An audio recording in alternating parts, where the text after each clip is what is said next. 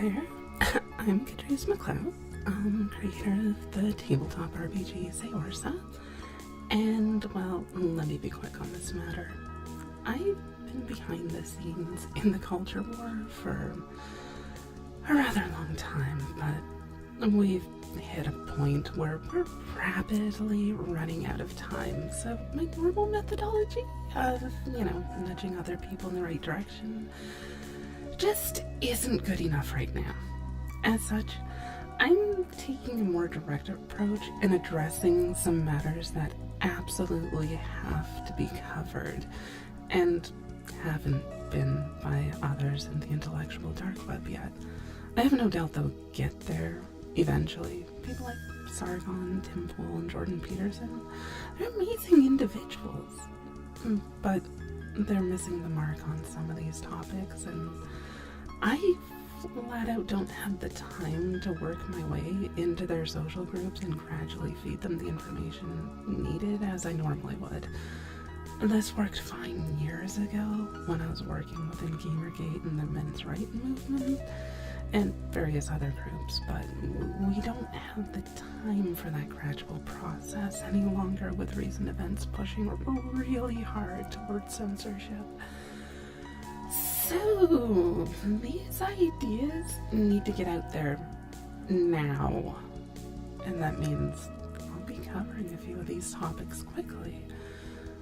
Unfortunately, I'm a game designer, so this means I just don't have a ton of time to dedicate to this, as I already have way too much work to do as it is.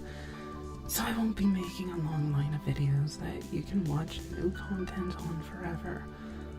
This is going to be me just tackling a few important issues that have to be said, and that's it. You might get a dozen in total or so, maybe a little more, I don't know, but deal with it. I'm just not reiterating the same points 1,000 times in a row, nor covering current topics. This is just going to be a short series of probably not all that short videos talking about concepts, and that's it. I will not be making my living off this, and I will guarantee not be getting hugely popular from such, especially in the game community, because, yeah, there's a lot of SJW infiltration going on there, and they're not gonna be happy with this, but it needs to be said. Anyway, this is mostly so I have videos done that I can link to and point out my arguments in full, rather than having to repeat them every single time in the comments section. Anyway, enough about that. Let's get into this first topic, because, yes, Spider-Man was wrong. So, what do I mean by Spider-Man was wrong? Well, the quote I'm referring to is the famous one of, "With great power comes great responsibility." No, I want to kill that thought right now. It's backwards in cause and effect. With great responsibility comes great power. This is the truth behind it, and why Peterson's able to sell people on the idea of responsibility, even though he himself doesn't understand why. It's something most people understand on sort of an instinctive level, but it's not something that they're consciously aware of. You see, no one will save you, and you have to be the one to take care of yourself. But you can't take care of yourself without power. And you won't mentally give yourself the authority and power needed unless it's to meet the demand of responsibilities and obligations. When you have to do something, we'll use the example of taking care of a child, you give yourself the authority to do what's necessary to take care of that child. Until you claim responsibility for your own life, you have your mind locked down in chains and unable to access the power you need to take care of yourself. Once you do take responsibility, though, you unlock that potential and will grant yourself the option to exert your influence so that you can tackle the problems those obligations require. See, I would never harm another person, no matter what. Right up until I've taken responsibility to care for that aforementioned child, as we suggested just a moment ago. And then when someone tries to hurt that child, well, fuck you. Mama Bear's gonna wreck your shit hardcore. Don't you fucking dare touch my ward I swore to protect. I will end you if you so much as even think about trying. You know this is true on an instinctive level. It's why I reference the mama bear trope specifically. You know that if you fuck with a mother's child, she will destroy you. You can fuck with her all you want. She's not responsible for herself, but she's responsible for her child and will give herself over to righteous fury to meet that responsibility. The limitations she places upon herself vanish when it involves taking care of her child instead of herself, explicitly because of that responsibility. And it's not just the mama bear. The Papa Wolf trope has the same concept, as do many other things, but these are the most obvious examples of such. Someone who would never lift a finger to protect themselves will go apeshit if you touch someone they've sworn to protect, because it's their responsibility. As soon as you are responsible for something, you grant yourself the ability to act on it. In fact, the type of responsibilities you take the burden of determines what kind of power and authority you can claim in order to meet those same responsibilities. Now, the social justice warriors eschew all responsibility from themselves and instead dictate that responsibility to other people. They defer it, and this is why they often end up being terrible people. It's not that they themselves have the responsibility over their own emotional state, but that other people have the responsibility to ensure they don't feel bad. This means that they have no power, no control, no strength or resilience. There's nothing they can do. They're helpless. But they give themselves the power to assert force against other people. In their mindset, they have the responsibility to ensure you follow the responsibilities they have foisted upon you. In their minds, you have the responsibility to take care of me, but I have no responsibility to taking care of myself. As such, they themselves can't protect themselves against an aggressor. They need to go to their safe space and cry because they haven't given themselves the power to fight it. However, this means they can shift that burden of responsibility elsewhere, which is exactly what you see. It's the social media platform's responsibility to take care of their feelings. So the platform goes, yes, it is our responsibility, and give themselves the power to enforce that responsibility by silencing other people.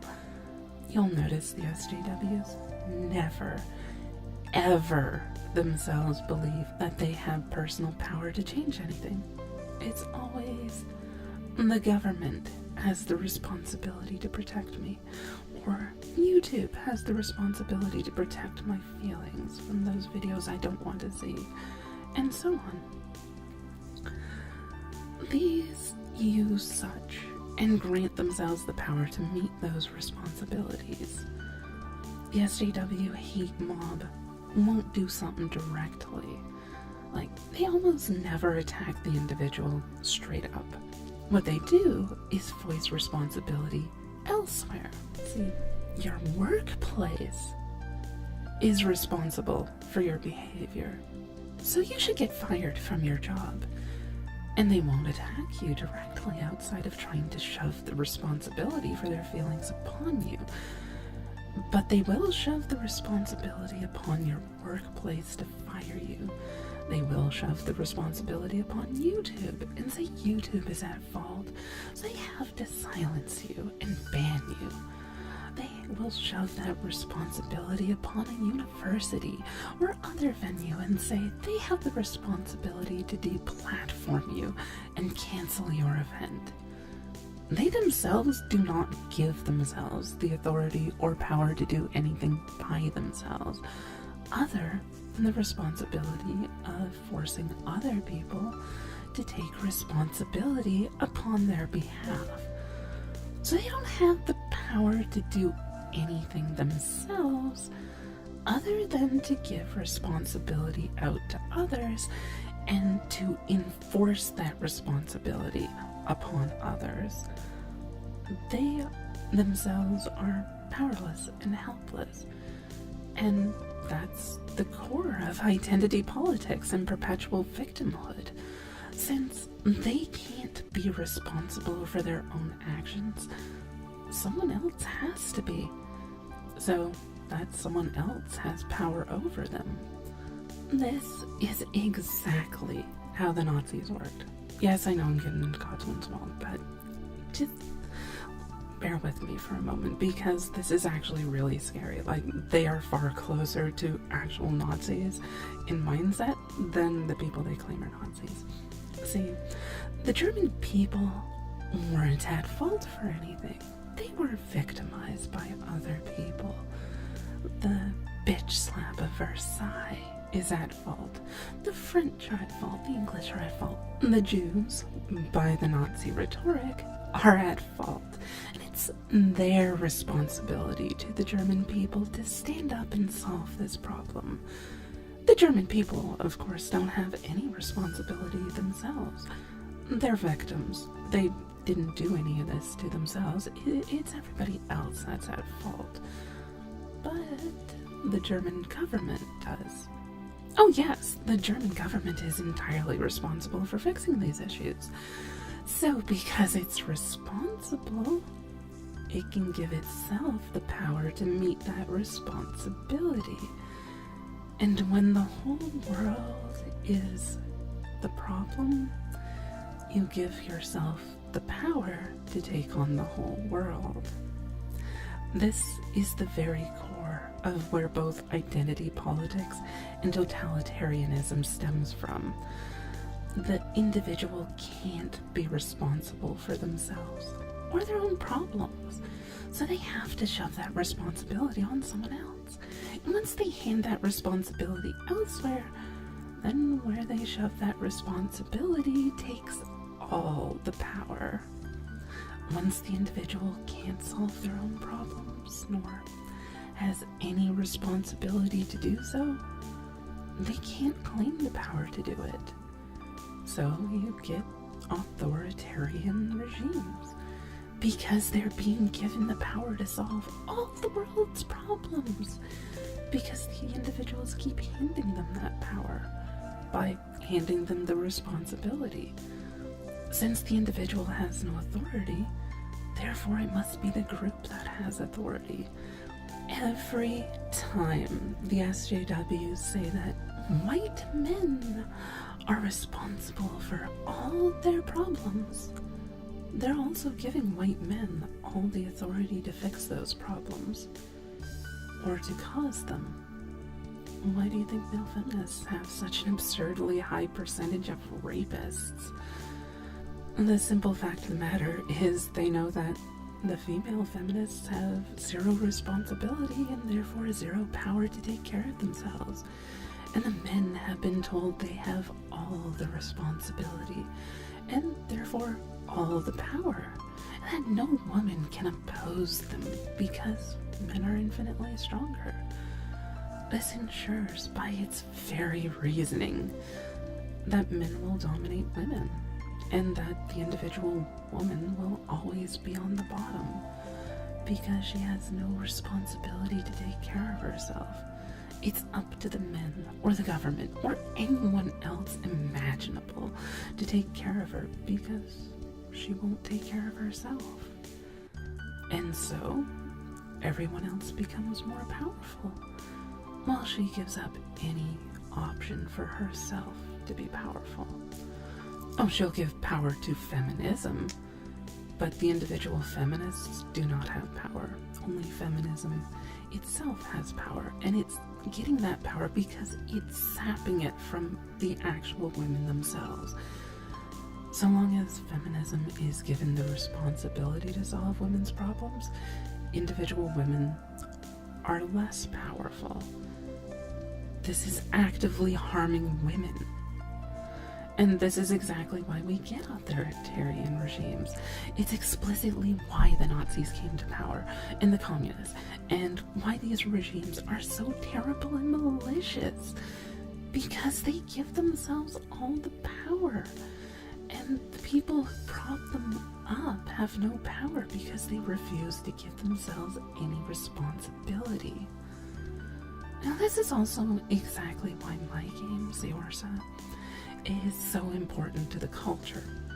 It's about giving yourself responsibility and taking the reins for your own life into your own hands.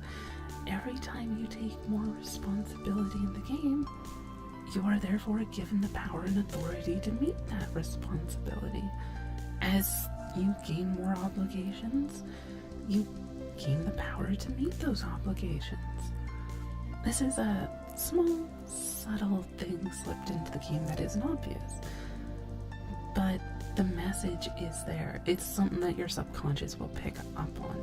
You already understand the concept, and as soon as you see it played out, then you automatically recognize it. You may not consciously recognize the specifics of it, but you'll recognize the premise, and you'll know it to be true.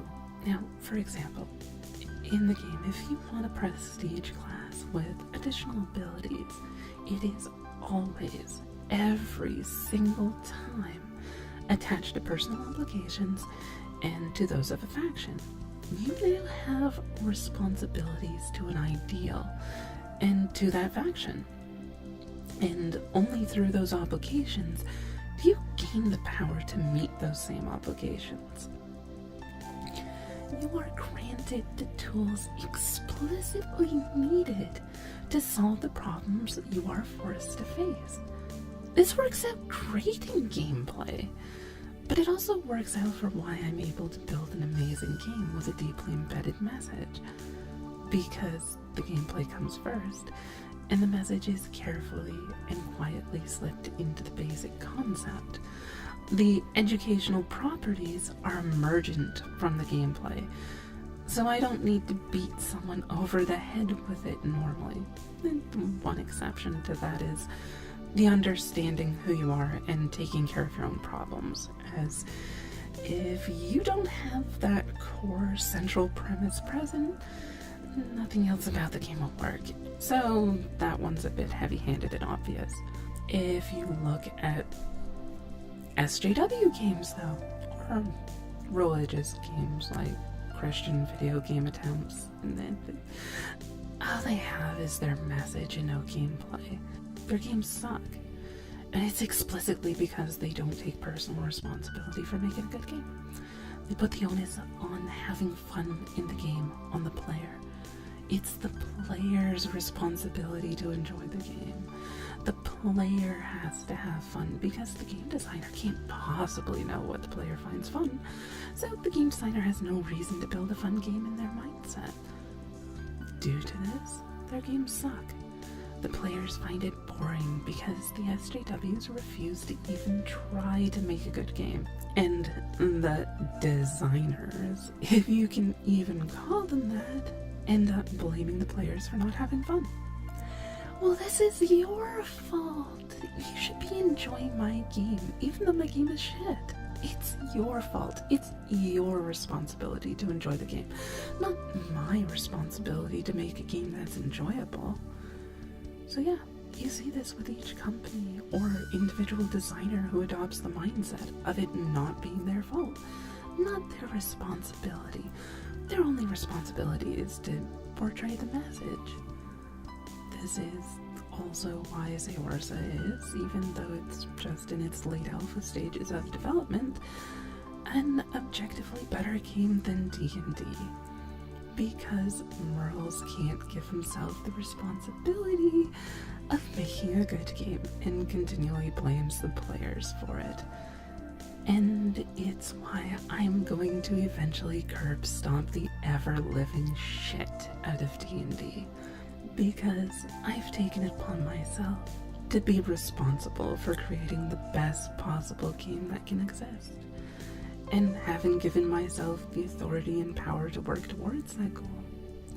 This is exactly why the phrase, get woke, go broke, happens. Because if you get woke, by definition, you abdicate all personal responsibility for your own actions. And as soon as you do that, you're screwed. It may take a while for you to lose your fan base, and it may take some time for your lack of decision-making capability to catch up with you. But once you're in that mindset, that it's not your responsibility to make the best game possible, or the best movie, or the best whatever, you simply fail. Because you no longer allow yourself the power to meet those obligations. You no longer allow yourself to do what needs to be done to meet them.